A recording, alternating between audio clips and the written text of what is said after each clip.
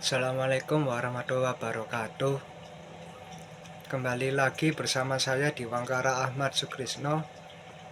Dan dalam pembelajaran logika dasar kali ini, saya akan menjelaskan tentang penjelasan tentang penalaran langsung, konversi, obsersi, dan kontraposisi beserta contohnya. Seperti yang sudah dijelaskan oleh Bu Vivi dalam videonya, kali ini saya akan menjelaskan contohnya berdasarkan cara saya sendiri untuk mempelajarinya agar lebih mudah. Penalaran langsung adalah jenis penalaran yang menghasilkan kesimpulan secara langsung dari proposisi atau pernyataan yang ada tanpa perlu argumen atau penalaran lebih lanjut. Dalam penalaran ini juga sering disebut sebagai inversi langsung karena kesimpulannya ditarik langsung dari premis yang sudah ada. Ada 3 bentuk penalaran langsung yang sering digunakan dalam logika, yakni adalah konversi, obsersi, dan kontraposisi. Dalam mode konversi adalah penalaran yang mengubah subjek dan predikat dalam suatu proposisi sehingga menciptakan kualitas kebenaran yang berbeda dari proposisi tersebut. Dalam bentuk umumnya, dalam bentuk proposisi, kalau saya yang mencoba menggunakan cara sendiri, yakni adalah jika A maka B, atau dalam bentuk simbol A panah ke samping atau B. Konversi jika B maka A, atau bisa saja sebaliknya.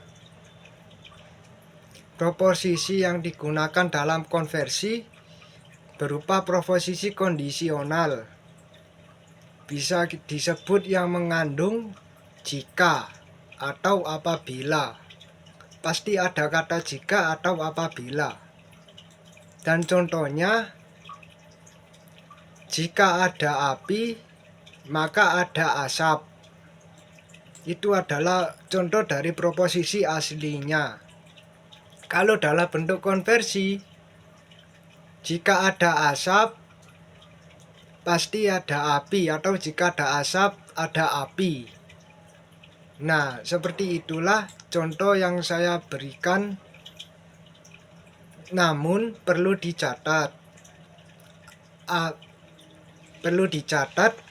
bahwa konversi tidak selalu menghasilkan proposisi yang benar, meskipun kesimpulan yang ditarik adalah bentuk yang benar. Seperti contoh yang saya sebutkan tadi, jika ada api, ada asap. Tapi belum tentu jika dibalik ada asap, pasti ada api. Pasti itu juga belum tentu benar.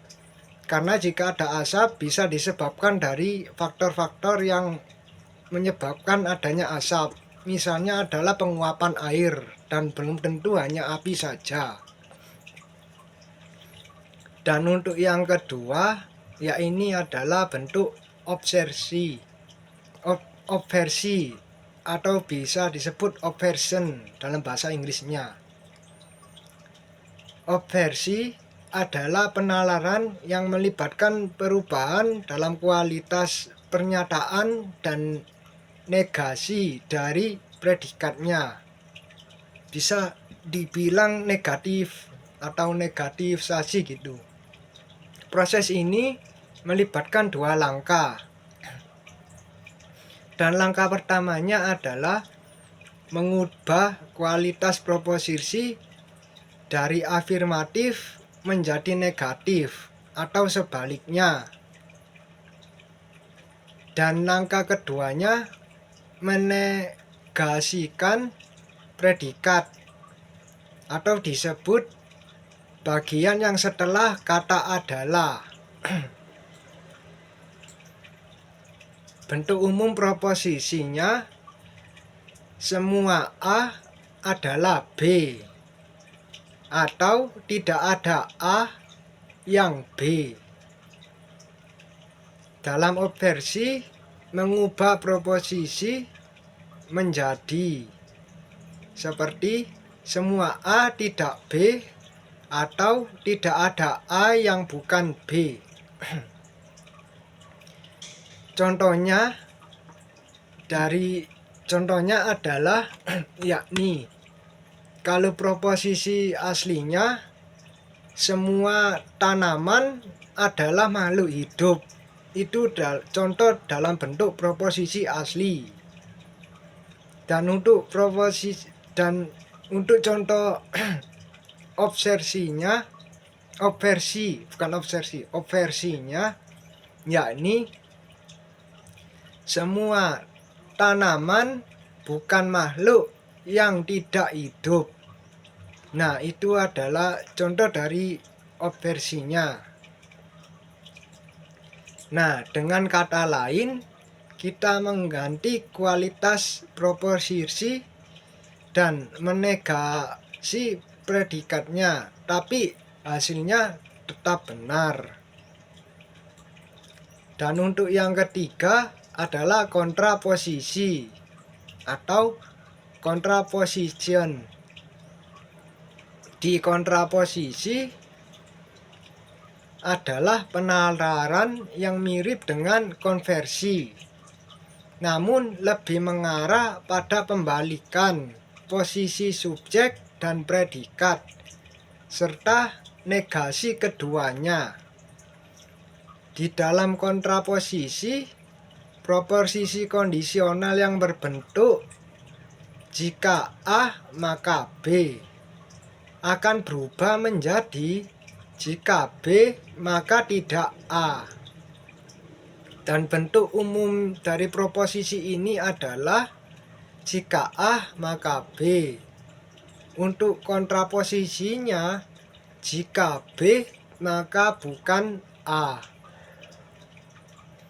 Kontraposisi selalu menghasilkan proposisi yang ekuivalen dengan proposisi asli, yaitu jika proposisi asli benar, maka proposisi kontraposisinya juga benar. Contohnya adalah yang pertama proposisi asli. Jika saya belajar, maka saya lulus ujian. Dan untuk contoh kontraposisinya, jika saya tidak lulus ujian, maka tidak belajar. Nah, kontraposisi ini secara ekuivalen dengan proposisi asli. Karena jika lulus ujian berarti sudah belajar. Dan jika tidak lulus ujian berarti tidak belajar. Nah, dari penjelasan yang saya jelaskan tadi dapat diambil kesimpulan. Konversi mengubah proposisi subjek dan predikat, tapi selalu tidak valid. Tidak selalu valid. Dan untuk obversi mengubah kualitas dan menegasi predikat. Dan untuk yang kontraposisi mengubah proposisi kondisional menjadi bentuk negasi dan pembalikan yang ekuivalen. Ketiganya adalah bentuk penalaran langsung yang penting dalam logika untuk memanipulasi proposisi dan membangun argumen yang valid. Nah, sekian dari penjelasan saya. Apabila ada yang salah, saya mohon maaf, karena saya juga sama-sama belajar. Ya, berikut tadi adalah penjelasan saya, dan saya akhiri. Assalamualaikum warahmatullahi wabarakatuh.